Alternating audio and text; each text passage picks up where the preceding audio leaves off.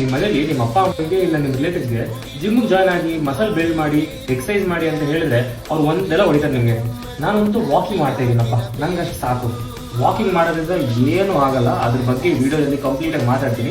ಈ ವಿಡಿಯೋನ ಅವ್ರಿಗೆ ಶೇರ್ ಮಾಡಿ ಮತ್ತೆ ನೀವು ಸೇವ್ ಮಾಡಿ. ಮತ್ತೆ ಇದೇ ತರ ನಿಮ್ಗೆ ಏನಾದ್ರು ಡೈಲಿ ಕನ್ನಡದಲ್ಲಿ ಫಿಟ್ನೆಸ್ ಟಿಪ್ಸ್ ಮತ್ತೆ ಕಂಟೆಂಟ್ ಬೇಕು ಅಂತಂದ್ರೆ ನನ್ನ ಪೇಜ್ನ ಫಾಲೋ ಮಾಡೋದು ಮರಿಬೇಡಿ. ನೋಡಿ, ವಾಕಿಂಗ್ ಒಂದು ಫಾರ್ಮ್ ಆಫ್ ಕಾರ್ಡಿಯೋ. ಅದು ಮಾಡೋದ್ರಿಂದ ಏನೂ ತಪ್ಪಿಲ್ಲ, ಸ್ವಲ್ಪ ಕ್ಯಾಲರೀಸ್ ಬರ್ನ್ ಆಗುತ್ತೆ. ಆದ್ರೆ ನಿಮ್ ಬಾಡಿ ಇರೋದು ಸಾಲ್ತಾ ಇಲ್ಲ. ನಿಮ್ಗೆ ಎಷ್ಟೇ ವಯಸ್ಸಾಗಿರ್ಲಿ ಜಿಮ್ಗೆ ಹೋಗಿ ನೀವು ವೆಯ್ಟ್ ಎತ್ತಲೇಬೇಕು. ಇಲ್ಲ ಅಂತಂದ್ರೆ ಮನೇಲಿ ಬಾಡಿ ವೇಟ್ ಎಕ್ಸಸೈಸ್ ಮಾಡಲೇಬೇಕು. ಸ್ಟ್ರೆಂತ್ ಟ್ರೈನಿಂಗ್ ಅಂತೂ ನೀವು ಮಾಡಲೇಬೇಕು.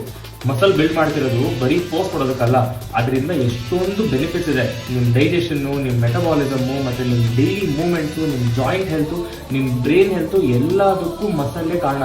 ನೀವು ವಯಸ್ಸು ಆಗ್ತಾ ನಿಮ್ಮ ಬಾಡಿಲಿ ಮಸಲ್ ಮಾಸ್ ಕಮ್ಮಿ ಆಗುತ್ತೆ. ಸೊ ಅದಕ್ಕೆ ನಿಮಗೆ ಮಂಡಿ ನೋವು, ಕಾಲು ನೋವು, ಬೆನ್ನು ನೋವು ಅದೆಲ್ಲ ಬರ್ತಿರೋದು. ಮಸಲ್ ಬಿಲ್ಡ್ ಮಾಡೋದ್ರಿಂದ ನೀವು ಎಷ್ಟು ದಿನ ಬದುಕಿರ್ತೀರೋ ಅಷ್ಟು ದಿನ ನಿಮ್ಮ ಬಾಡಿಗೂ ಜೀವ ಇರುತ್ತೆ. ಓಡಾಡೋದಕ್ಕಾಗಿರ್ಲಿ ಇಲ್ಲ ಲೈಫ್ನ ಎಂಜಾಯ್ ಮಾಡೋದಕ್ಕಾಗಿರ್ಲಿ ಎಲ್ಲದಕ್ಕೂ ಮೂವ್ಮೆಂಟ್ ಅನ್ನೋದು ತುಂಬಾ ಮುಖ್ಯ. ನೀವು ಮಸಲ್ನ ಕಳ್ಕೊಂಡ್ರೆ ಆ ಮೂವ್ಮೆಂಟ್ನ ಕಳ್ಕೊತೀರಾ. ನಾನು ಹಿಂಗೆಲ್ಲ ಹೇಳ್ತಾ ಇದ್ದೀನಿ ಅಂತ ನಾಳೆ ಜಿಮ್ಗೆ ಹೋಗಿ 10 kg ಡಂಬಲ್ ತಗೊಂಡು ಫುಲ್ ಎತ್ಬಿಡೋದಲ್ಲ. ಮನೇಲೇ ಬಾಡಿ ವೇಟ್ ಎಕ್ಸಸೈಸ್ ಮಾಡಿ, ನಿಮ್ಮ ಮಸಲ್ಸ್ನ ಬಿಲ್ಡ್ ಮಾಡೋದಕ್ಕೆ ಟ್ರೈ ಮಾಡಿ, ನಿಮ್ಮ ಬಾಡಿನ ಸ್ಟ್ರೆಂಥನ್ ಮಾಡೋದಕ್ಕೆ ಟ್ರೈ ಮಾಡಿ.